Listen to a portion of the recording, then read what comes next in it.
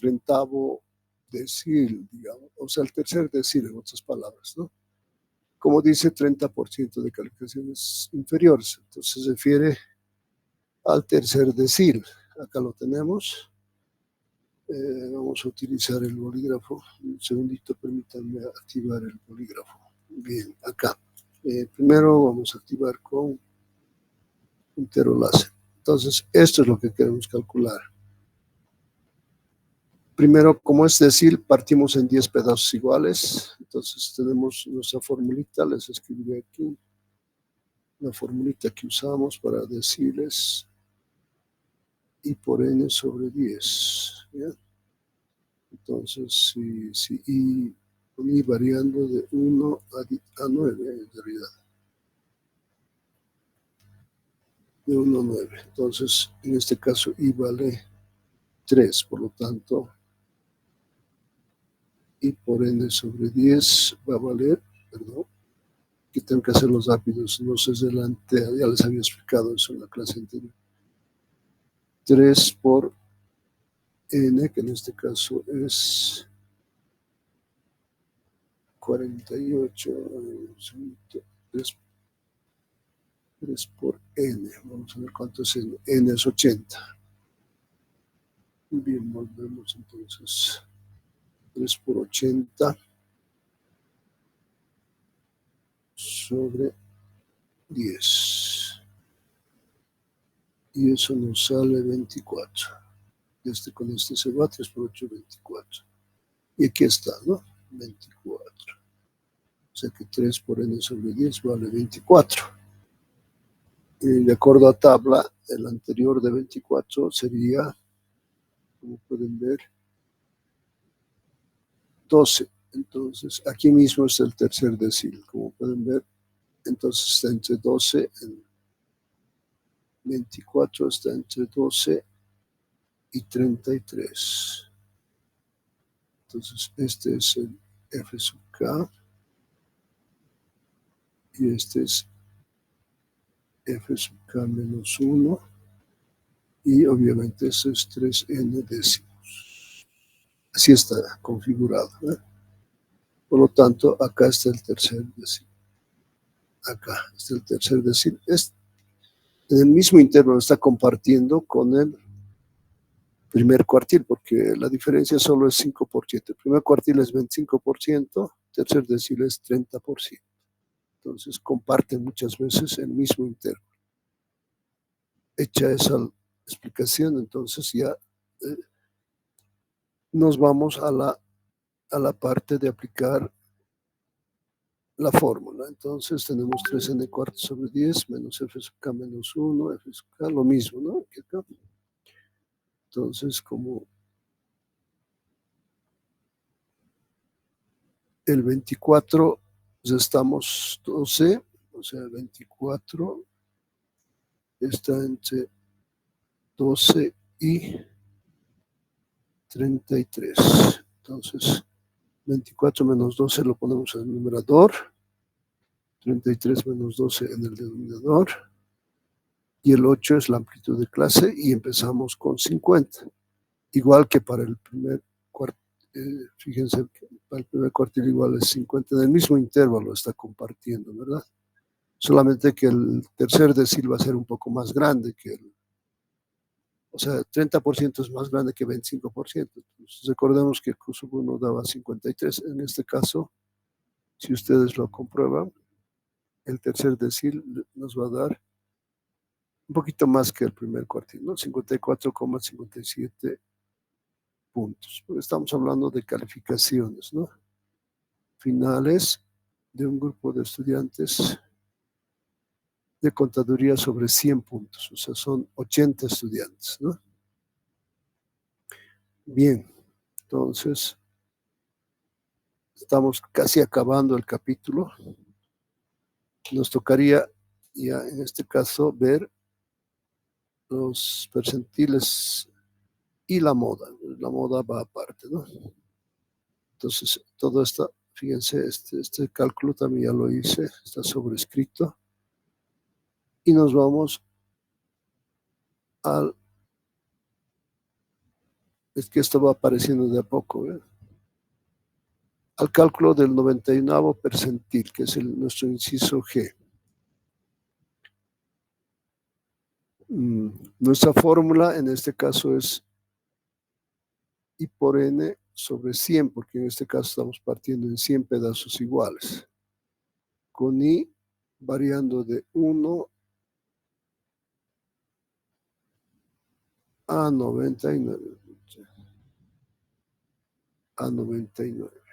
¿no? Entonces es como que una vez que hemos ordenado los datos, hemos partido en 100 pedacitos iguales y de ahí estamos tomando sus porcentajes, ¿no? Entonces el I, dependiendo, ¿no? Si quiero el primer percentil, entonces I va a valer 1 por n sobre 100. Si quiero el tercer percentil, digamos, son valores pequeñitos, ¿no?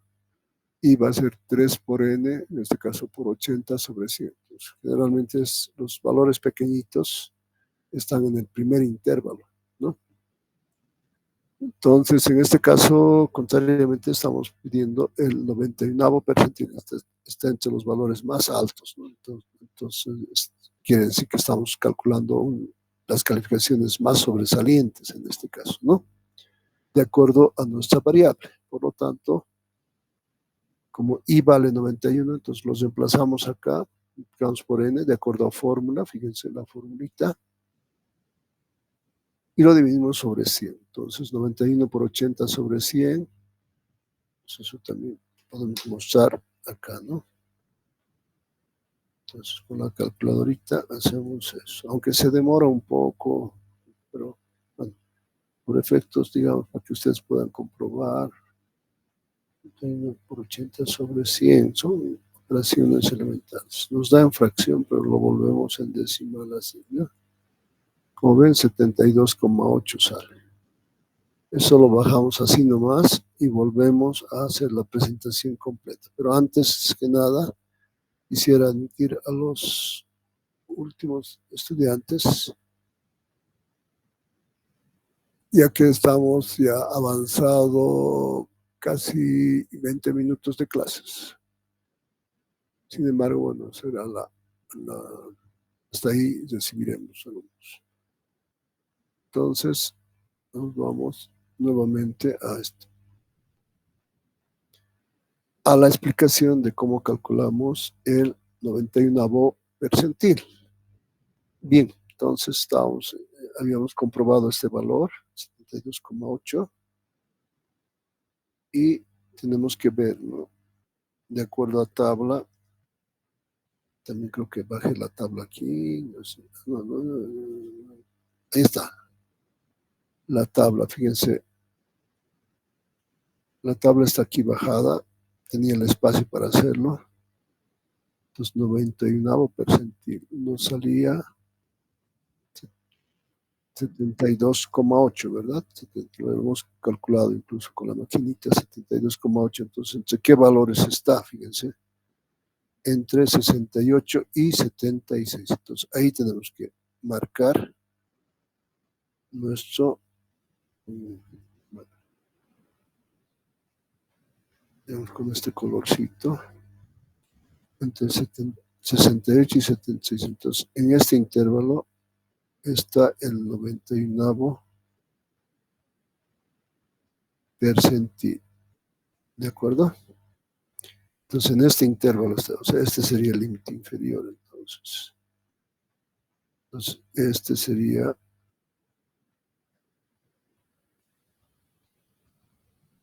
F sub K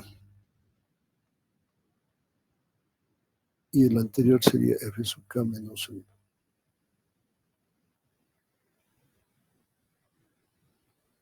Así, ¿no? Entonces, como ya tenemos todo, este sería el límite inferior del intervalo donde está el 91º percentil. ¿Ya?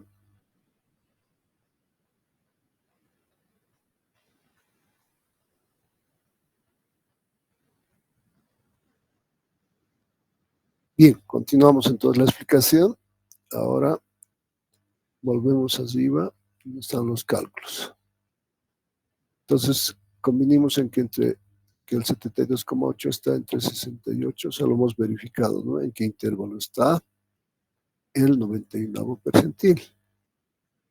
Y luego de hacer eso, entonces aplicamos esta forma. En realidad es 91, eso yo voy a corregir, ¿ya? Yo voy a corregir esto. Es un error de typeo, entonces esto, voy a entrar aquí un ratito, si es posible, porque a veces es imagen. Este es 99. No, no me ignora. Vamos a volver a entrar, ¿ya? Ahí está. 91, hay que decir.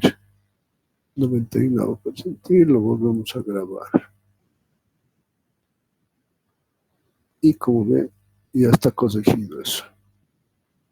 Volvemos a la pantalla completa. Ya, este es 91 percentil. Es decir, es la amplitud de clase donde se encuentra el 91 percentil. Acá.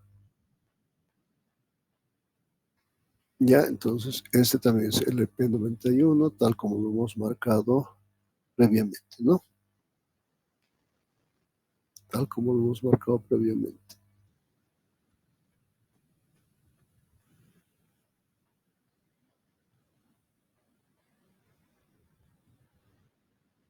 Va apareciendo de a poco, ¿no? Entonces ahí está. 76 y aquí más abajito lo hemos marcado. En la tabla lo hemos marcado, ¿no? Aquí está. LP91. Este es el límite inferior del intervalo de clase donde está el percentil que estamos queriendo calcular, ¿no? Entonces aquí es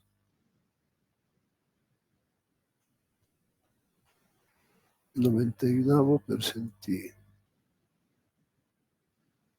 Entonces este es 74, ¿no? Entonces lo vamos a reemplazar. Acá está, 74. Y lo demás es restar esto menos esto, esto menos esto. 72,8 menos 68 para el numerador y 76 menos 68 para el denominador. Y el 8 es la amplitud de clase, ¿no? Este es, porque es una amplitud de clase constante. Y el 74 también lo hemos verificado, por lo tanto, esto ahí, tómense un par de minutos para hacer el cálculo y ya corroborar el resultado. Ya, un par de minutos.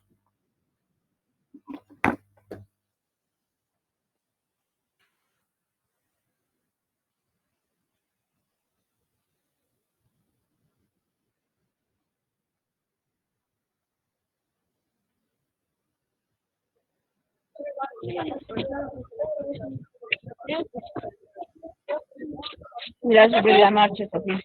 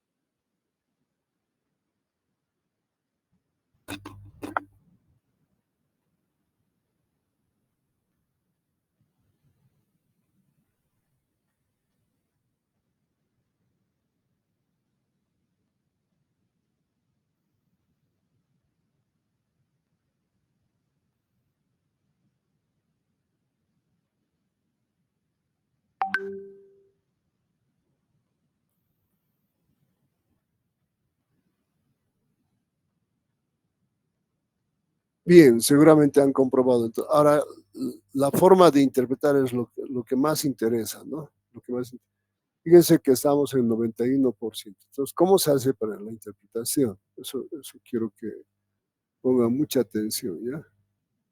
O sea, que aquí, digamos, como estamos en las calificaciones más altas, entonces se resta 100 menos 91. Entonces, en este caso es 9. ¿No ven?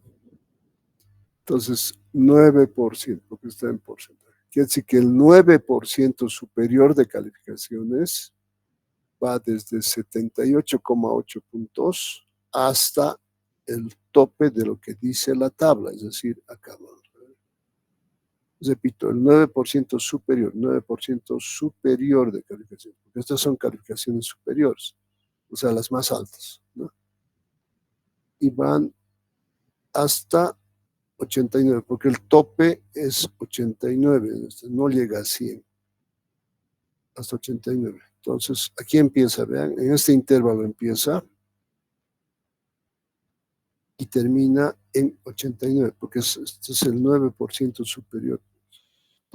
Todito esto es 9% superior, pero no desde aquí, sino desde algún valor que hemos hallado ahorita que vale 78,8 puntos.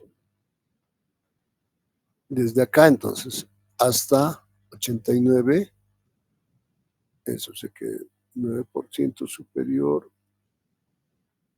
voy a abreviar ya, superior de calificaciones, van desde el cálculo que hemos hecho, 78,8 puntos, hasta 89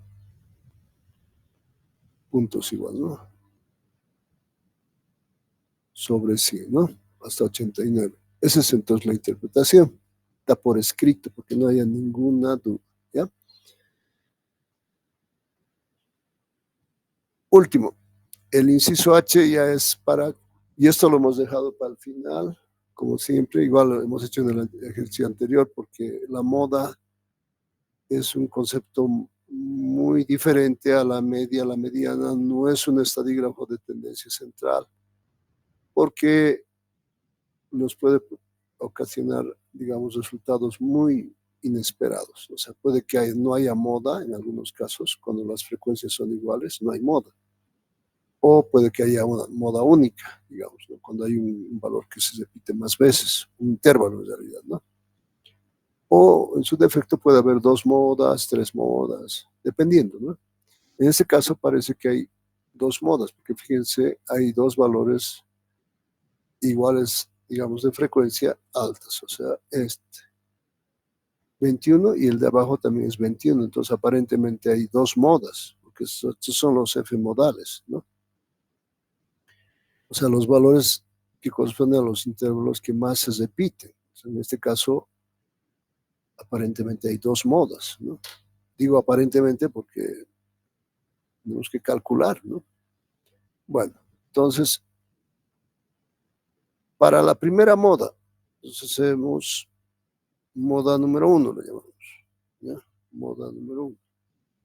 Acá dice primera moda. Esta es nuestra fórmula, pero para poder calcular tenemos que hallar los deltas, ¿no? Delta 1, delta 2.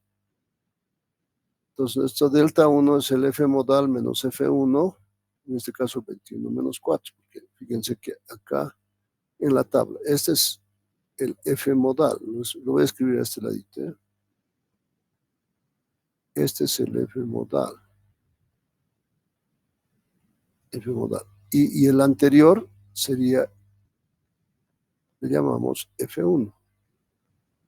Y el posterior sería también F2, también sería, en este caso, 21 también. Entonces, ese es el F modal. Estamos primeramente refiriéndonos a este, ¿no? Esta es la moda 1. Está en este intervalo. Entonces, este llega a ser F1 y este llega a ser F2. Entonces, en ese entendido, calculamos los deltas, o sea, 21 menos 4, como pueden ver, pero como el F2 es igual al F, en este caso el F modal 1 es igual a F2. Por lo tanto, su zesta me da 0. Al darme 0, ese 0 aquí se va a escribir. Entonces, el delta 1 da 17, entonces, y abajo 17 más 0. Entonces, esto se va a volver 1. Curioso, ¿no? Al ser 1, entonces 50 más 8 es 58. Entonces, ese va a ser nuestra primera moda. ¿Ya? No le ha sumado nada, entonces, más que 8. Entonces, se ha ido al otro extremo. Hasta 8 se ha ido, fíjense, hasta 58 se ha ido. ¿No es cierto? Hasta 58 se ha ido. O sea que en otras palabras se ha pasado al otro intervalo. Es algo curioso también, ¿no? Porque generalmente debería estar en ese intervalo, pero como nos ha salido 58, eso debemos respetar. O sea, aparte de todas las particularidades que tiene la moda, también a veces ocurren estas cosas. Pues este es un caso por demás curioso, ¿no? Ahora veamos la moda 2, o sea, se supone que está en este segundo intervalo. En este caso, lo voy a hacer con otro color para no confundir, porque ahora ya estoy queriendo calcular la segunda moda, ¿verdad? Entonces, en este caso, este sería el F modal. Repito, por eso estoy usando otro color. F modal sería este. Y consecuentemente, este sería el F1 y este sería el F2. Entonces, fíjense, en este caso el F modal es 21 y el F1 también es 21, pero el de abajo es un poco menos. Entonces, ahora sí estamos queriendo calcular la segunda moda, ¿verdad? Ahí está. Entonces, el delta 1 sería F modal menos F1, pero como F1 es igual al F modal, entonces arriba me da 0. Y en el delta 2 sería F2 menos, o sea, 21 menos 14, ¿verdad? Y eso es 7. Entonces, eso se va a reemplazar. Seguramente está aquí el reemplazo, ¿no? Ahí está. Entonces, sucede que el delta 1 nos ha salido, eso va en el numerador, nos ha salido 0. Por lo tanto, todito esta parte se va a anular. Por lo tanto, va a seguir siendo 58. Y eso es lo curioso, ¿eh? Entonces, nuestra moda 2 también ha salido 58, al igual que la primera, ¿no? La primera moda también ha salido 58. ¿Ve? Entonces, este es el caso que les mencionaba. A veces ocurre eso con la moda, ¿no? Cosa que no ocurre con otros estadios. Por eso lo tomamos muy aparte. Caso curioso, ya que por la cercanía, fíjense la cercanía, ¿no? De las supuestas dos modas termina siendo la misma, y en este caso es 58 puntos.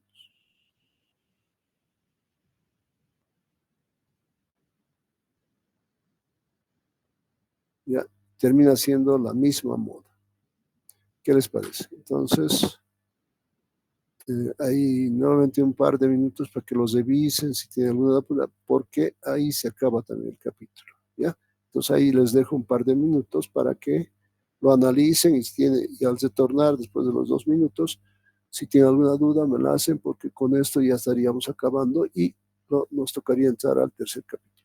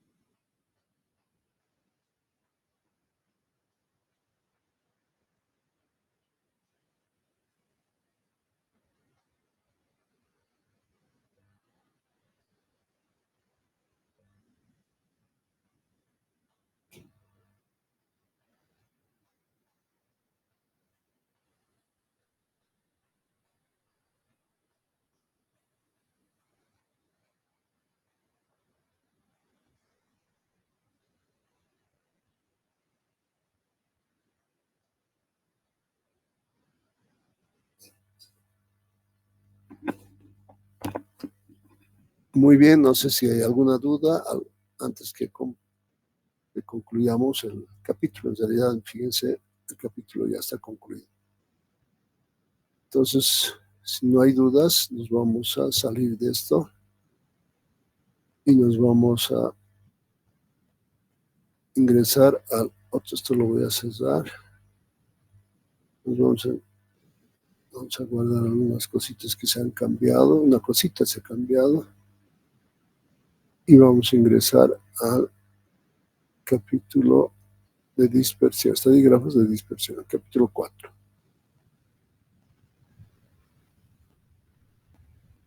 Ya, lamentablemente ya no vamos a poder seguir aceptando alumnos porque ya hemos pasado más de media hora de clases. Entonces ya no corresponde admitir más alumnos. Bien, vamos a empezar entonces el capítulo 4 de estadígrafos de dispersión. Tal como lo tienen en el libro, esta partecita es lo mismo. ¿Ya? Entonces, lo único que voy a hacer es activar puntero. En este capítulo ya vamos a poder hacer, digamos, de una manera más científica, si vale el término, lo que corresponde a la representatividad de la media principalmente, ya que la media, lo hemos dicho varias veces, es el estadígrafo más importante en estadística, ¿ya? Entonces, este va a coadyuvar. Definiremos primero lo que son las medidas de dispersión. Son las que muestran la variación de los datos alrededor de un valor central, en este caso va a ser la media, ¿no? Sirven para verificar la confiabilidad de los promedios, ahí ya lo dice claramente, ¿no? La confiabilidad de los promedios, aquí nos estamos refiriendo a la media aritmética, y a su vez para controlar la variación de los mismos. Entonces, en este capítulo vamos a aprender esas cosas. O sea, vamos a ver qué tan representativa es la media, pero ya no de manera intuitiva, sino de una manera más científica, si se quiere. Y no solo eso, sino vamos a controlar la variación de los mismos. Y aparte de eso, vamos a poder, digamos, trabajar con dos grupos vamos a poder comparar también, porque en este mismo capítulo vamos a ver los coeficientes de variación que nos van a permitir comparar dos promedios, por ejemplo, ¿no? Entonces, todo eso son las cosas que vamos a ver y, bueno, pues están dentro de los objetivos de este capítulo. Arrancaremos con lo que es la varianza. Siempre partimos de una variable cualquiera, variable estadística, y con sus datos observados o agrupados, ¿no? En este caso son observados, debería ser n acá, ¿no? Ya no se puede corregir porque, bueno, tal vez manualmente lo podría corregir. Es un error aquí. Este es n. Sí, n. Y la varianza de dichos datos con respecto a la media aritmética. Como ven, ya está metida aquí la media aritmética. Por eso les decía la importancia de la media, ¿no? Que acá está incluida la media aritmética. Es como parte del cálculo de la varianza. ¿Qué es la varianza? En realidad es el error cuadrático medio. Porque como está elevado al cuadrado y es una sumatoria, entonces involucra todos los valores observados, se los resta con la media y se lo eleva al cuadrado, se lo va sumando y se divide sobre el total de datos. Eso cuando la muestra es pequeña. En estadísticas, recordemos que una muestra se considera pequeña cuando es menos de 30 datos. Digamos, es 29 o menos. Pero si la muestra fuera grande, la varianza se define como, digamos, casi lo mismo, pero ya no se divide sobre n, sino sobre n-1, que sí que se trabaja con un grado de libertad. Pero eso tiene que ser más de 30. Y en estadística, más de 30 puede ser 30, 40, o puede ser 31, puede ser 1000, 10.000, etc. ¿no? Entonces, basta que sea más de 30 o por lo menos 30 y ya se considera muestra grande. Cuando los datos de la variable X vienen agrupados, entonces obviamente que hay frecuencias, ¿no? Por lo tanto, se las toma en cuenta y consecuentemente la fórmula va a cambiar un poco, o sea, va a tomar en cuenta eso más, ¿no? Y acá, justamente acá vemos que aparece la frecuencia absoluta. Entonces, pero no está elevada al cuadrado, sino simplemente está multiplicando a la diferencia entre cada uno de los valores observados respecto a la media. Se eleva al cuadrado y se hace sobre n-1 cuando la muestra es grande. Se usa comúnmente en la estadística porque proporciona una mejor estimación de la varianza poblacional cuando la muestra es considerada grande. En cambio, si la muestra fuera pequeña, se utiliza solamente sobre n, sobre n nada más. Esa es la diferencia en relación a los tamaños de muestra, ¿no? En este capítulo también vamos a ver las propiedades, pero no solamente de la varianza, pero también de otro concepto que es sumamente importante que vamos a ver en este capítulo, que se llama la desviación estándar, ¿no? Y también, de paso, aprovechamos en calcular las propiedades de la media. O sea, es que vamos a aprender propiedades de la varianza, propiedades de la desviación y propiedades de la media. Entonces, en su conjunto, esas tres propiedades nos va a ayudar bastante para no tener que modificar las tablas, porque de lo contrario tendríamos que modificar las tablas. O sea, digamos que estamos construyendo, ya hemos construido, nos ha costado construir la tabla y de paso, cuando hay ciertos cambios, como por ejemplo, digamos, hay incrementos salariales, por ejemplo, ¿no? Hay incrementos salariales, hay bonos, puede ser bono de transporte, puede ser bono de refrigerio o lo que sea, ¿no? Entonces, eso nos obligaría a cambiar las tablas previamente construidas y por lo tanto sería muy moroso, es como volver a hacer el trabajo, etc. Pero gracias a esas propiedades no tenemos que hacerlo. Esa es la gran ventaja de aprenderse bien las propiedades, o sea, tanto de la varianza como la desviación e incluso de la media. Y sobre esa base vamos a hacer ejercicios en este capítulo. Pero antes debemos abocarnos a las propiedades, ¿ya? Como les decía, la varianza goza de algunas propiedades que facilitan los cálculos cuando se realizan cambios, ojo, se realizan cambios, ¿no?, en los valores originales de la variable. Es decir, cuando se multiplica por un coeficiente o se le suma o se le resta alguna constante, ¿no? Entonces, en primer lugar, como es un valor elevado al cuadrado, y ustedes saben que menos por menos da más, o sea que ningún valor que esté elevado al cuadrado va a ser negativo. Por lo tanto, la varianza goza de eso. Pero la varianza tampoco puede, o sea, no puede ser negativo, acabo de decirlo, ¿no? En el mejor de los casos puede ser cero, porque lo ideal es que no hubiera varianza, ¿no? Porque, ¿qué es la varianza? Es un error cuadrático medio, por lo tanto, no quisiera tener ningún error, pero lastimosamente a veces sí se tiene errores, ¿no? Pero no es error de cálculo, eso quiero aclarar, ¿no? O sea, no es que la fórmula esté mal, nada que ver, sino simplemente que los datos, o sea, ya vienen, por decir, digamos, con dispersión, por decir, los salarios ya vienen dispersos. ¿Qué significa eso? Que algunas personas ganan más y otras ganan menos.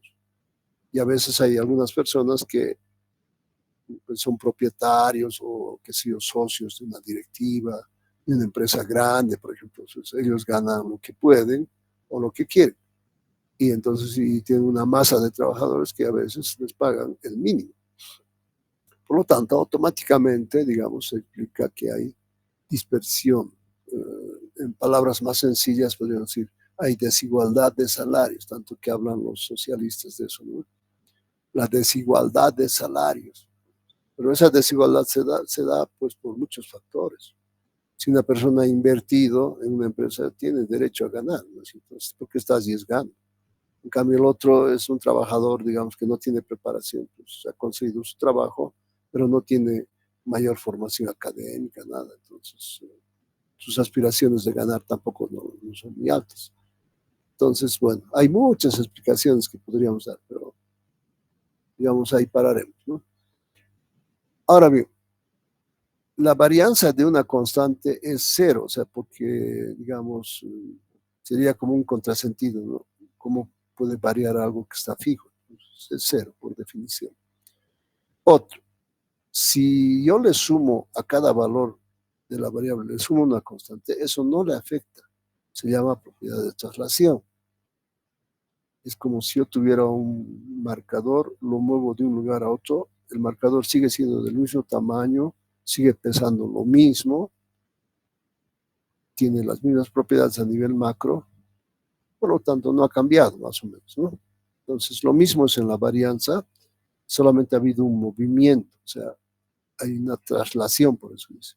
Entonces la varianza sigue siendo igual a la original. En cambio, si le multiplico a cada valor de la variable, le multiplico, imagínense que aquí al multiplicarle sí se va a elevar al cuadrado. La media también, porque la media, no se olviden, la media, si la media original yo le multiplico, recordemos esto porque es muy importante, lo vamos a hacer aquí, ¿sí? Si por ejemplo yo tengo una media original, x base, ya saben, sumatoria de fi por xi menos x base al cuadrado sobre n. Perdón, estoy mal. Perdón, disculpen. Vamos a borrar esto. Estoy pensando en la varianza que en la media. Entonces, esto tengo que borrar. Todo esto en realidad lo voy a hacer en otro lado ya. Me emocioné ahí. Entonces, más abajito.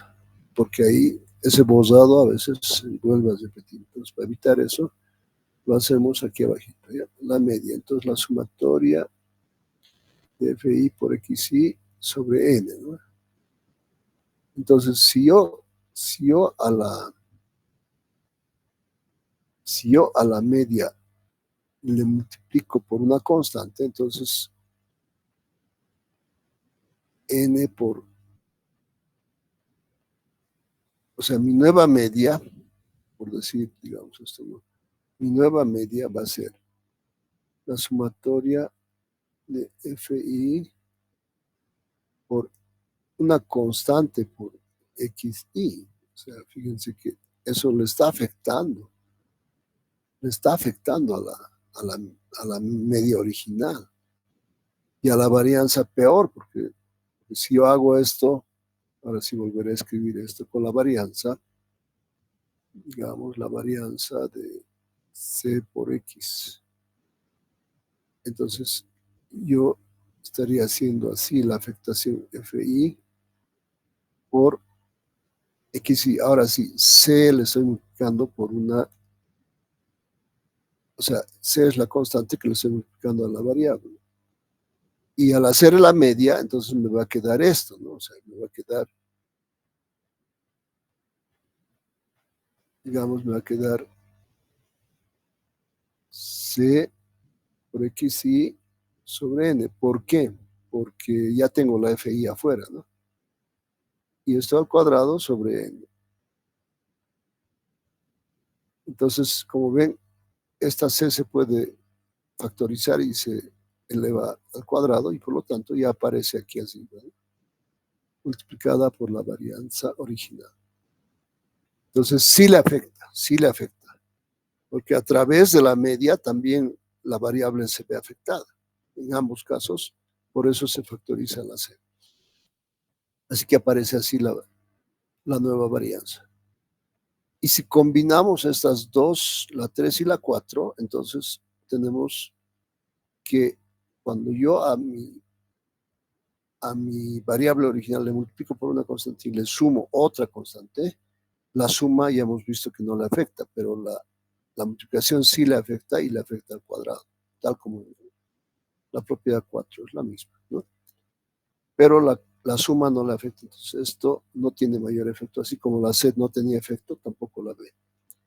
Y A y B son constantes. Entonces, con el uso de estas propiedades, ya no es necesario afectar a cada uno de los valores observados de la variable, lo cual implicaría modificar las tablas originales, demorando el procedimiento de cálculo para la nueva varianza. Acá vean que yo solamente he hecho la explicación en la fórmula, no he ido a las tablas, ojo, no he ido a las tablas. Tendríamos que ir a las tablas, porque fíjense, se está modificando, ¿no? Entonces tendríamos que ir a las tablas, pero con esta propiedad ya no es necesario. Esa es la gran ventaja, ¿ya? No sé si hay preguntas. De ahí, activen su micrófono, por favor, si se está entendiendo. Quiero ver si vamos a ver una manera de que si se está siguiendo la clase. Vamos a ver. A ver, quiero ver, digamos, si se está entendiendo. Ahí hagan sus aprobaciones o desaprobaciones, ¿ya? Ahí está. Se está entendiendo, Jonathan, Natalie. No se entiende. Perfecto, entonces continuamos, ¿ya? Continuamos con la explicación. Aquí vuelvo acá a la pantalla grande. Bien. Entonces nos vamos también, recordemos que hace un momento hemos dicho que la media también tiene sus propiedades. Por lo tanto, vamos a aprovechar eso. Pues alguien dirá, pero ¿por qué no lo hemos visto en el capítulo anterior? Porque no era tan necesario. En este capítulo sí es necesario conocer las propiedades de la media. Es por eso, por cuestión de, digamos, para no tener que repetir, digamos, lo del capítulo 2, digamos, para que no tener que repetirlo en este capítulo 4, por decirlo de manera muy, muy puntual. Entonces, por eso acá recién aparecen las propiedades de la media. Entonces, decía que la media también goza de sus propiedades. Ciertas propiedades que facilitan su cálculo cuando se efectúan modificaciones en los datos originales, ¿no? Cuando efectuamos dichas modificaciones a la variable original, deberemos plantear una nueva variable, por eso aparece la y, que les escribí hace un ratito, ¿no? La y, que muestre dichos cambios. Matemáticamente estableceríamos una relación de dependencia, o sea, ya digamos, si lo viéramos matemáticamente, y como función de x, ¿no?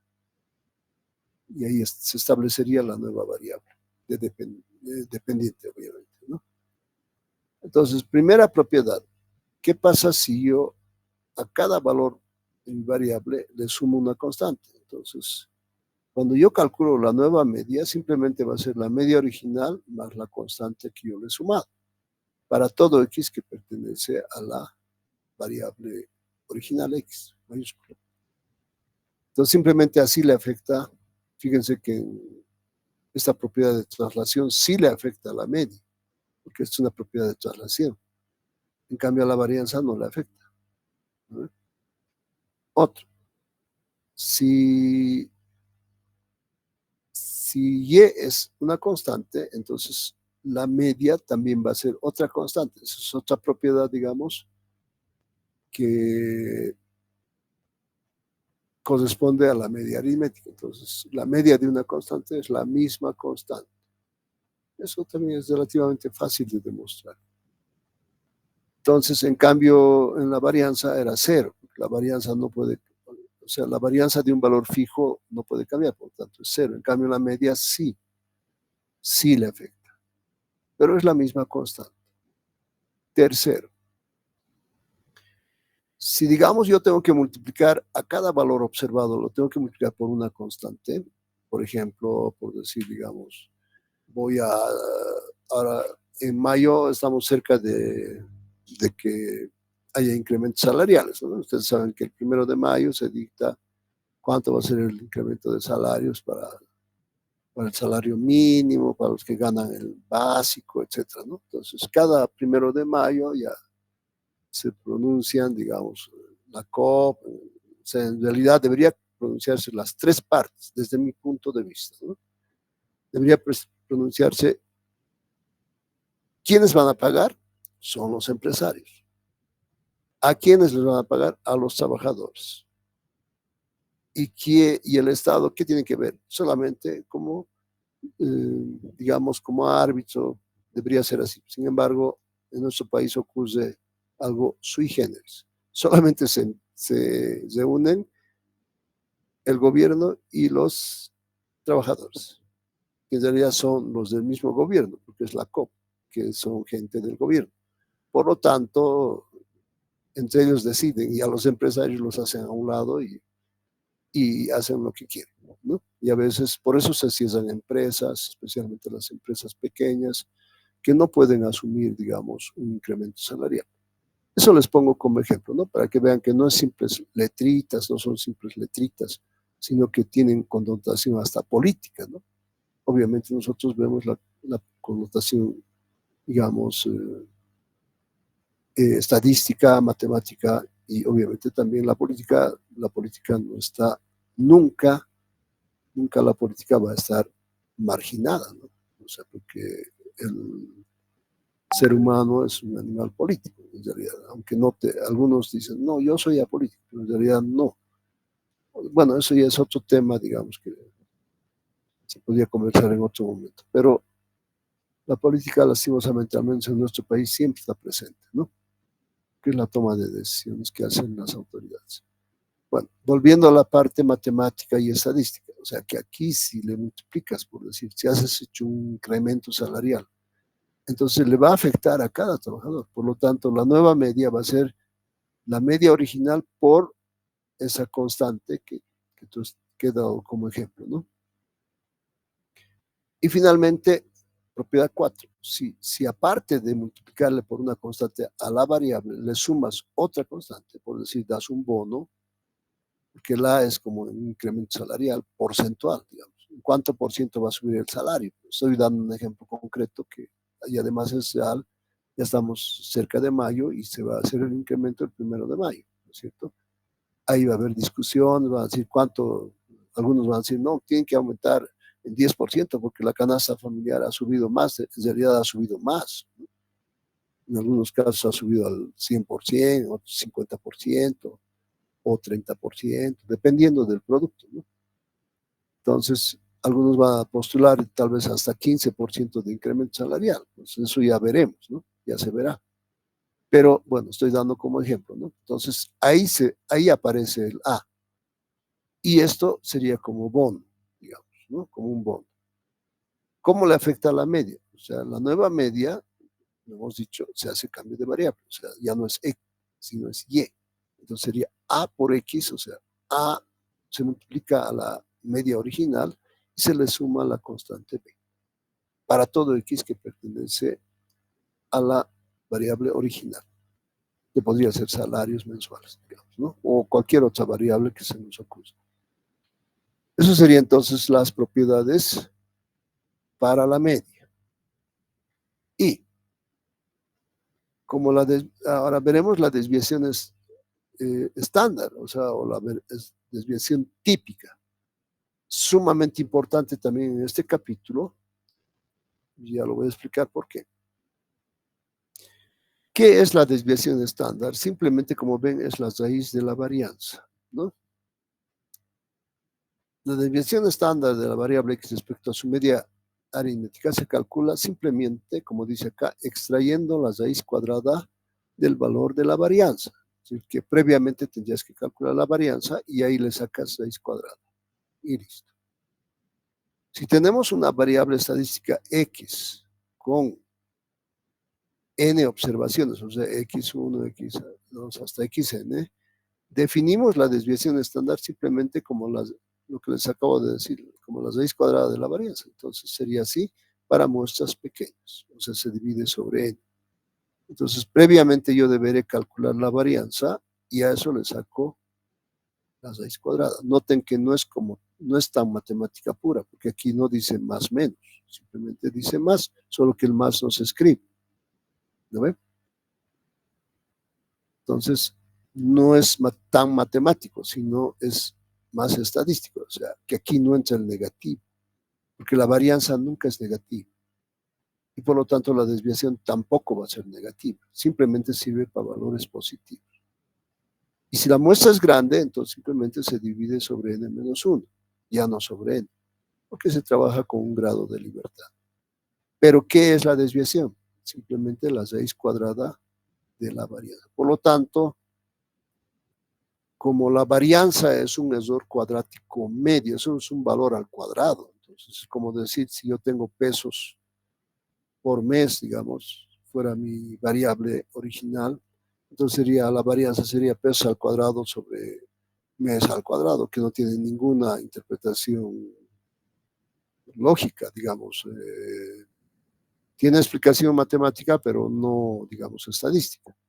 Por eso, si tú le sacas raíz cuadrada, entonces ya no va a ser pesos al cuadrado sobre mes al cuadrado, simplemente va a ser pesos sobre pesos por mes. Entonces, eso ya lo vas a poder comparar con la media, porque la media también es pesos por mes, por ejemplo, ¿no? Entonces, esa es la gran ventaja de la desviación típica. Y tiene, obviamente, y acá vamos a tomar en cuenta cuando hay repeticiones, entonces, en ese caso, la desviación también es la raíz de la varianza y por lo tanto, cuando la muestra es grande, también le sacamos ahí, ¿no es cierto?, su raíz y tomamos en cuenta las repeticiones. En el otro caso era sin repetición. Y si la muestra es pequeña, entonces es solo sobre n. Bueno, las expresiones anteriores muestran que mientras mayor sea la dispersión de las observaciones, también va a crecer la magnitud de las desviaciones respecto a la media. Y más alto va a ser el valor numérico de la desviación estándar. Entonces van más o menos en la misma lógica de razonamiento. Me refiero a que si la varianza es mayor, la desviación también va a ser mayor, pero no en la misma proporción, digamos. Estoy sacando raíz cuadrada, ¿no? Pero si aumenta la varianza, de hecho, tengan por seguro que la desviación también va a aumentar. Ahora, ¿en qué proporción? No en la misma proporción, pero va a aumentar. Eso es lo que siempre tenemos que tener presente, ¿ya? Porque simplemente estamos diciendo, la desviación simplemente es la raíz cuadrada. Es como decir, por ejemplo, mi varianza me sale 4, entonces mi desviación va a ser 2. Estoy sacando raíz cuadrada de 4.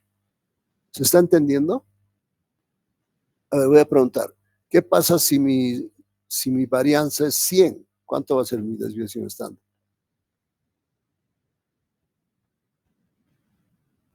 Activen, por favor, su micrófono, participen, ¿ya? Va a ser Nuevamente, 10, licenciado. simplemente 10, ¿no es cierto? Entonces estoy dando preguntas sencillas, no estamos ahí complicándole, digamos, sin motivo la explicación, ¿no es cierto? Si mi varianza es 100, entonces mi desviación es 10, porque simplemente es la raíz cuadrada. Queda totalmente claro, ¿no? Entonces, entramos a las propiedades de la desviación estándar, que como podrán imaginarse son simplemente casi una réplica de las propiedades de la varianza, que la vimos hace un rato, ¿no? Entonces, o sea, derivan de las propiedades de la varianza, derivan las propiedades de la desviación estándar, o típica también se llama a veces. Entonces, si la varianza era mayor a 0, o sea, si la varianza siempre es positiva, entonces la desviación también va a ser positiva. Si la varianza de una constante es 0, la desviación también va a ser 0, porque la raíz cuadrada de 0 sigue siendo 0. ¿Ya ven? Ahora, en esta tercera propiedad, lo mismo. Si a cada valor de la variable le suma una constante, no le afecta a la varianza, tampoco le va a afectar a la desviación estándar. Y es la propiedad de traslación. ¿Ya? Como ven, es muy similar.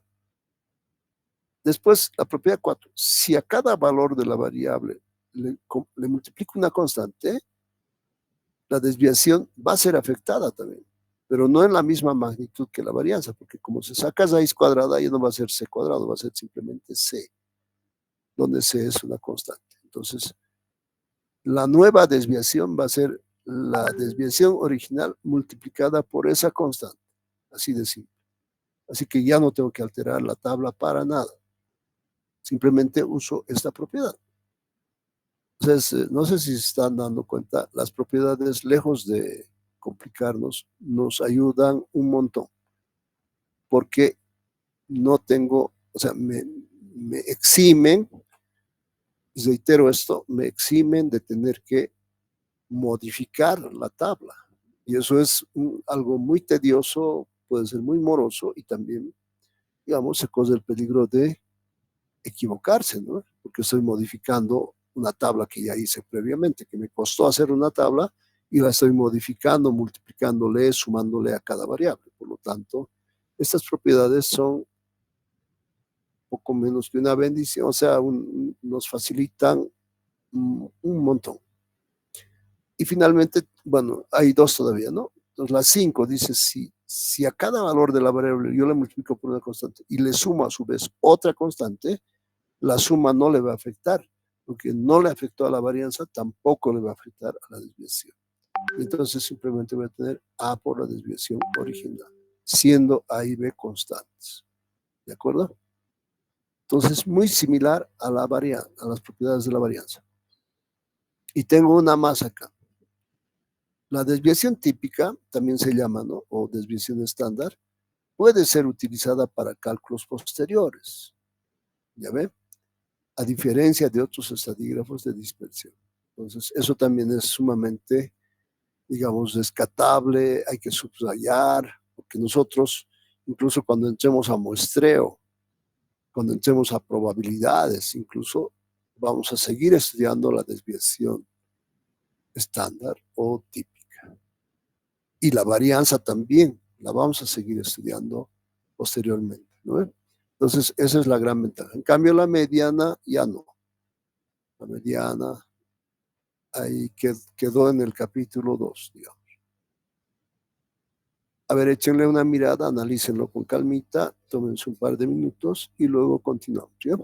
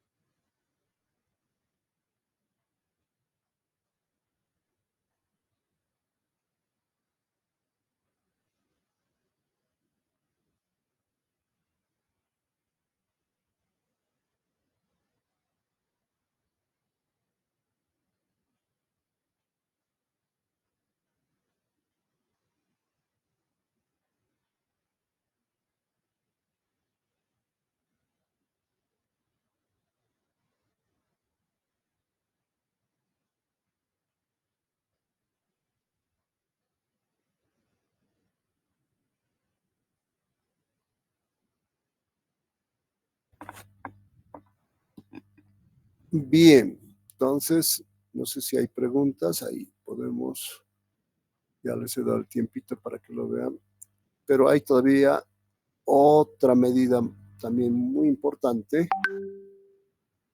de dispersión relativa que nos toca ver en este capítulo.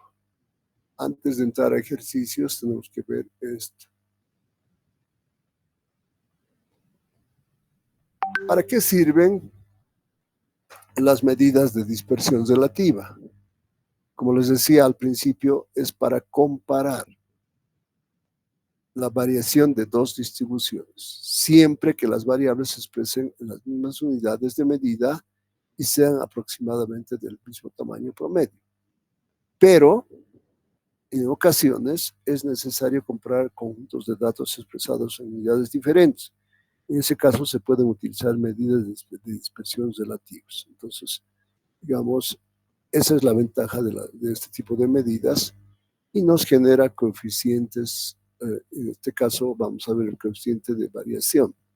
Y en estadística, en muchos capítulos de la estadística se trabaja con coeficientes, o sea, con numeritos, que lo podemos multiplicar por 100, digamos, pero son coeficientes, son números que van de 0 a 1, ¿no? Entonces, esos son muy comunes en nuestra materia. Empezamos con este, el coeficiente de variación.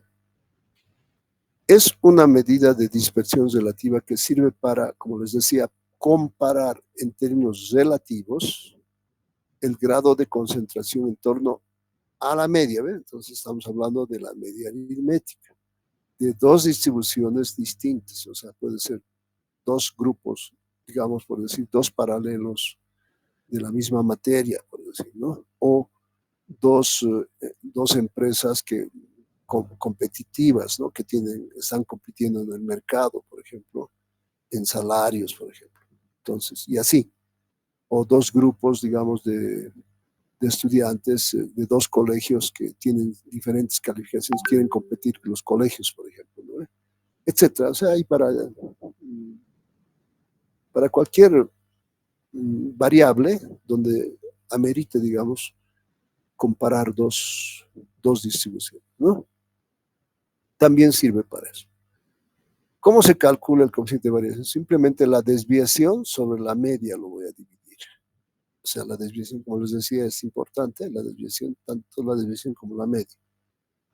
Entonces, si yo hago esa división, digamos, voy a sacar un coeficiente, pero si yo lo multiplico por 100, ya lo voy a expresar de manera porcentual y es más práctico para hacer comparaciones. Por ejemplo, si el coeficiente de variación es una idea, este es un poquito subjetivo, ¿no?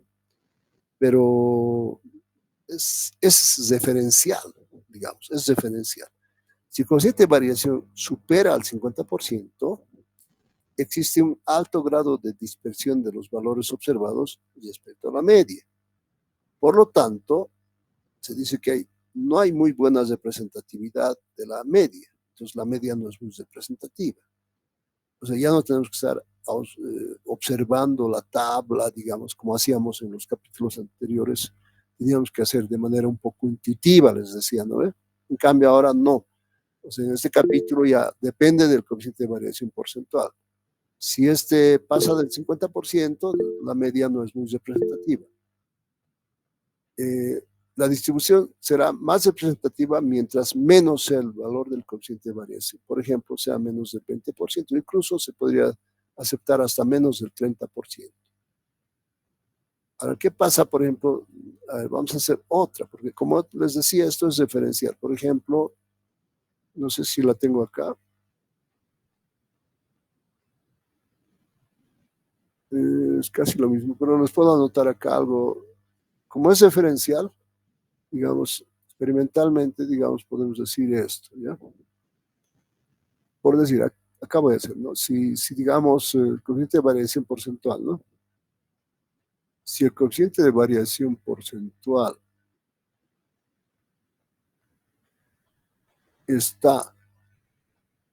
es menor en general, vamos a hacer, ¿ya? Vamos a mejorar un poquito esto.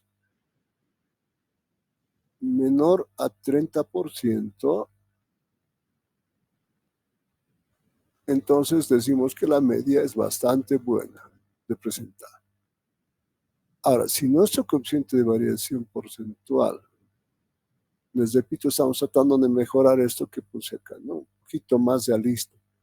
Si está, digamos, si es mayor a 50, mayor o igual a 50%, entonces la media no es tan buena representante, más o menos, ¿no? Pero si el coeficiente de variación porcentual supera el 100%, quiere decir que la desviación sería superior a la media en este caso, ¿no? Para que ocurra eso, si es más grande que la media, o sea, hay demasiada dispersión, entonces la media definitivamente no es buena representante. La media, nada que ver, o sea, no es buena representante. Tal como los casos que mencioné, digamos, cuando analizábamos la media, que la media es mentirosa, decíamos, ¿no? Mejor calcularemos la mediana. Entonces, más o menos en esos casos podría ser así, ¿no? Sin embargo, este coeficiente de variación, como les decía, también sirve para, todo esto ya lo hemos hecho, ¿no? Ya lo hemos explicado de una mejor manera.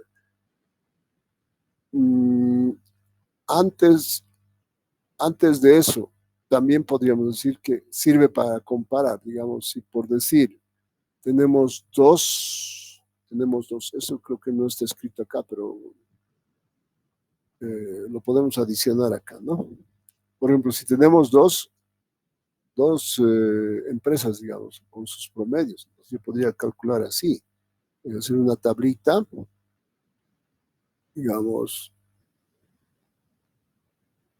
X base 1, desviación estándar 1, o directamente coeficiente de variación porcentual 1, digamos, así, directamente, ¿no? Si X base 1, si el coeficiente de variación porcentual 1 es mayor el coeficiente de variación porcentual 2, directamente para un X base 2, se supone. Entonces, si ocurre esto, si este es mayor, hay más variación. Entonces, la media 2 es mejor. O sea, le pondré así. No le pondré mayor porque puedo llegar a confundir. Mejor, es mejor le pondré. ¿Ya? Entonces, acá. Vamos a borrar esto para no confundir. ¿Ya? Entonces voy a escribir, aquí lo voy a poner mejor, así de manera más cualitativa nomás.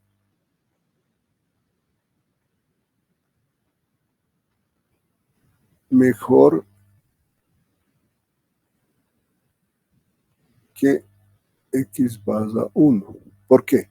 Porque tiene, fíjense, hay más variación en X base 1. O sea, no es bueno que haya coeficiente de variación alta.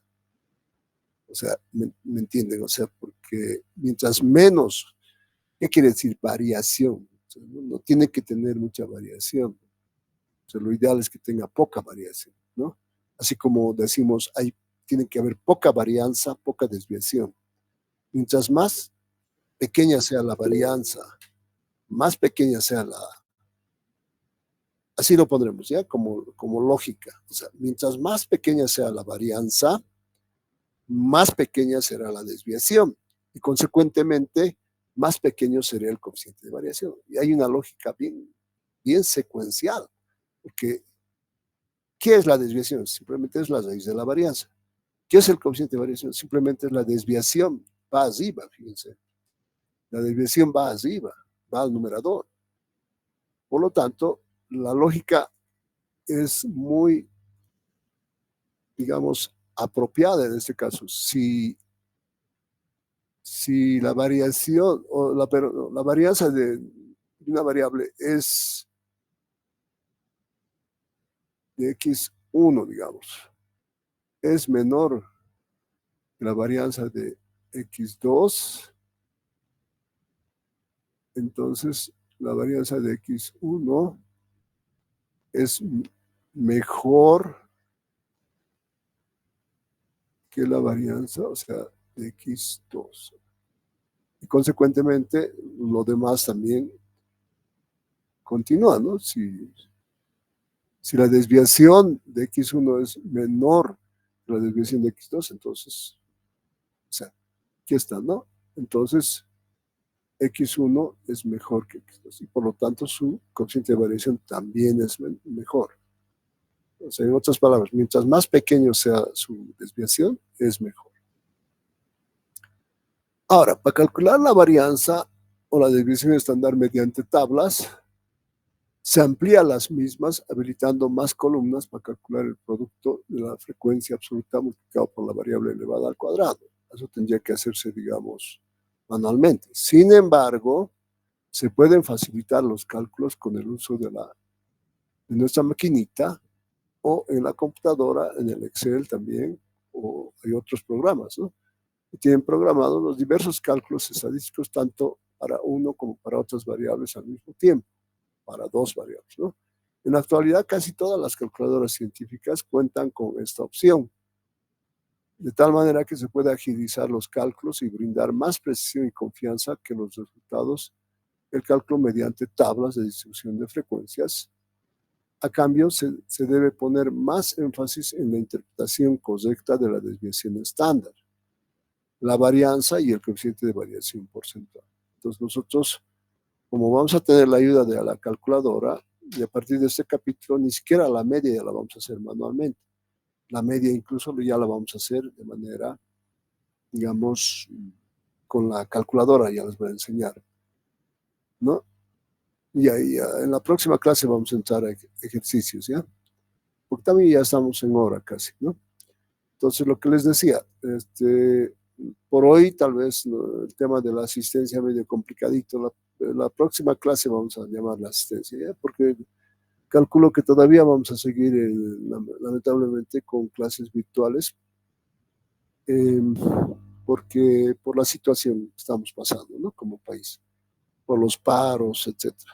Porque también, por si acaso, el jueves posiblemente continúen las clases virtuales. Bien, eso sería todo entonces, jóvenes señoritas. Como ven, ya la próxima clase ya nos tocaría hacer ejercicios, ¿no?